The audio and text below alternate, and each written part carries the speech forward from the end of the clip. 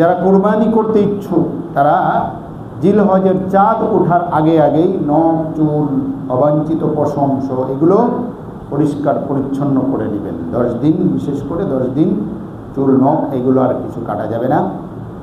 হাদিসের মধ্যে এসেছে মান রাআ হিলাল যিল হিজ্জা ওয়া আরাদা আন ইউদহিয়া, যে ব্যক্তি কোরবানি করতে ইচ্ছুক আর হেলাল জিলহজের চাঁদ দেখলো, সেজন্য তার নখ চুল ইত্যাদি কিছু যেন না কাটে, যা কাটা সেজন্য আগেই পরিষ্কার পরিচ্ছন্ন হয়ে যায়।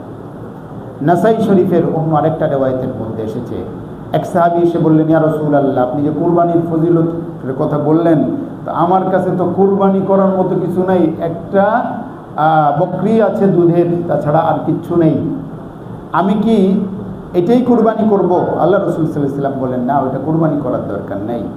ওয়ালাকিন খুদ মিন শা'রিকা ওয়া বাফারিকা, তবে তোমার নখ চুল এগুলো কেটে পরিষ্কার পরিচ্ছন্ন হও, আর এই 10 দিন কি করবে না, নখ চুল ইত্যাদি কিছু আর কাটাকাটি করবে না, এরপরে গিয়ে কাটবে।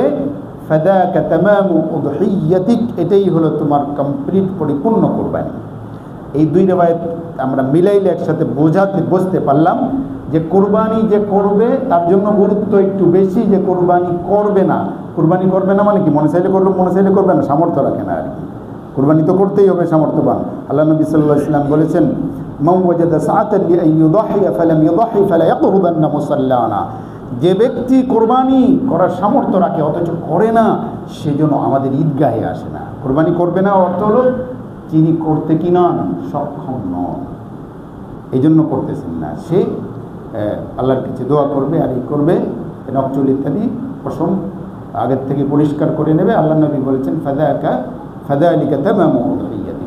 কাজে উভয় শ্রেণীর মানুষে কি করা চাই, নখ চুল ইত্যাদি অবাঞ্ছিত পশম কেটে পরিষ্কার পরিচ্ছন্ন হয়ে